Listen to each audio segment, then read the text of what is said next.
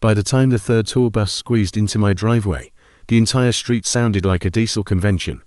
Engines idled. Tourists pressed their faces to tinted windows. Drivers stepped out, arguing over who was supposed to leave first. At the front gate, the HOA president stood in heels on gravel, shouting into her phone like the metal bars had personally betrayed her. The gate didn't budge. It wasn't broken. It was doing exactly what I programmed it to do. They thought my dock was community property. They didn't realize my driveway was not. Police were already on their way. So was county zoning, even a local news van. Not because she called them, because I did. They'd been selling tickets to something they didn't own. And now every bus was trapped on property they had no legal right to enter. I bought the house 3 years ago for one reason: privacy. Mid-40s. Remote consulting job, no commute, just a quiet stretch of lake and a dock I could step onto with my morning coffee. Before closing, I reviewed everything: surveys, shoreline maps, recorded easements. My dock was deeded, not shared, no public access, no utility corridor cutting through. One gated driveway leading from the HOA managed street to my lot, and the HOA's authority stopped at the curb. I'm not confrontational. I'm thorough. The board, on the other hand, thrives on visibility, newsletters, branding, community, growth initiatives. When the lake's tourism picked up, they started calling our subdivision a tour-friendly scenic shoreline community. That's when I noticed strangers drifting near my dock, snapping photos from rental boats. Then one morning, a charter bus slowed in front of my gate. I assumed the driver was lost. He wasn't. Her name was Denise Carter, polished, charismatic, always holding a clipboard like it was a badge. She knocked on my door 2 days after the bus incident, smiling as if we were discussing landscaping. The board approved temporary shoreline access partnerships, she said. Sunset boat excursions. Great revenue stream for the community. Departing from what she called the lakeside community dock. There is no community dock. There's mine. I walked inside, returned with my recorded survey and deed, and laid them on the patio table between us. Lot lines, dock easement, none. Private shoreline designation. She barely glanced at them. That's just technical paperwork, she said lightly. The shoreline belongs to the spirit of the community. She had HOA letterhead and confidence. I had county filings. She explained that tour buses would use my driveway briefly. -1 a week. Minimal disruption. I told her no. Her smile didn't fade. We'll see what the bylaws allow. The letters started arriving a week later, formal notices stamped with the HOA seal, accusing me of obstructing community shoreline access, then fines for non-cooperation. They installed small directional signs at the subdivision entrance pointing toward Lake Tours Gives, as if repetition could turn fiction into fact. One afternoon, a sedan entered ahead of me and a charter bus slid through before the gate finished closing.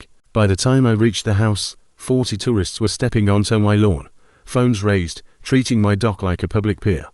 I called the tour company listed on the side of the bus. The manager sounded confused when I explained. We have a signed agreement with the HOA, he said. Dock access is included. That was the moment it shifted. This wasn't a misunderstanding. It was monetization. I started documenting everything. License plates, timestamps, screenshots of $45 ticket pages, advertising departures from my dock. The board grew louder in newsletters. I grew quieter, contacting county planning and insurance regulators. That's when I learned they had no commercial zoning approval and no liability coverage. I stopped arguing. I started preparing. I pulled the county land use maps myself, tracing every line the way I had before closing. My parcel was clearly marked residential waterfront, no public easement, no shared shoreline designation, nothing ambiguous. Then I reread the HOA covenants.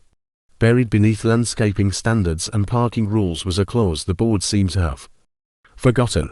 No commercial activity permitted within residential zones without unanimous membership approval. They weren't just overreaching, they were violating their own bylaws. A real estate attorney confirmed what I already suspected: unauthorized commercial use, trespass, fraudulent representation of property rights, and significant insurance exposure if anyone slipped on my dock. But the real leverage wasn't legal theory. It was mechanical. My gate system logged every entry and exit with timestamps. Months earlier, I'd upgraded it to an automatic lock cycle. Once closed, it required registered authorization codes to exit. Commercial vehicles weren't registered. I didn't modify a single setting. I simply stopped manually overriding it. I waited for their biggest promotion, a Saturday Sunset Lake experience boasting 3 confirmed buses and sold-out tickets. The week before, I sent certified cease and desist letters to the HOA and the tour operator. I notified county zoning enforcement. I filed a formal complaint outlining unlawful commercial activity. I informed my insurance carrier that organized trespass was being encouraged on my property. Then I did nothing. Saturday came warm and bright. The first bus slipped in behind a resident's SUV before the gate closed. The second followed. The third cleared the threshold just as the metal arms sealed shut. Engines cut. Tourists stepped onto my lawn. 20 minutes later, drivers tried to exit. The keypad blinked red. Denied. Denise arrived breathless, fury barely contained. I met her at the gate. Commercial vehicles aren't authorized users, I said evenly. And I'd already requested official presence to clarify property rights. The first patrol car rolled up within minutes. Zoning enforcement followed. Then a county shoreline officer with a clipboard and a sunburned expression that suggested he'd seen this before. In front of 80 stranded tourists.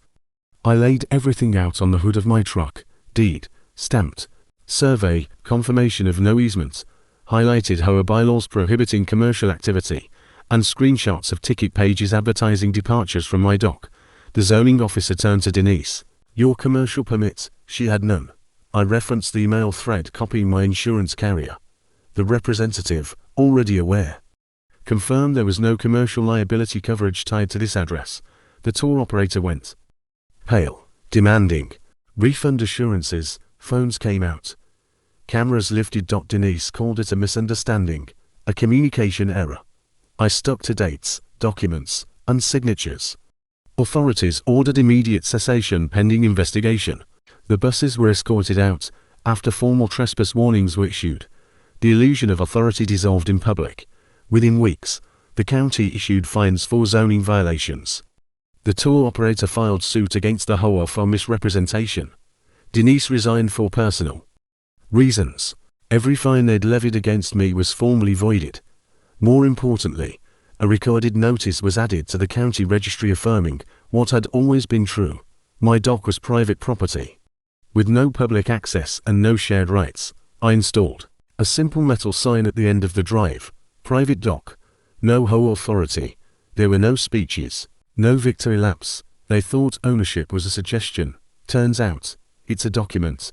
If you've ever dealt with an HOA that thought it had more power than it actually does, you already know. Documentation beats intimidation every single time. If this story hit home, make sure you like the video. It helps more homeowners find these stories and reminds people that informed pushback works. Subscribe if you appreciate strategic, intelligent revenge, where the win comes from preparation, not chaos. And drop a comment below. What would you have done in this situation? Would you have stopped it earlier, or waited for the perfect moment like this? I read the comments, and trust me, some of your stories are even wilder than mine. I'll see you in the next one.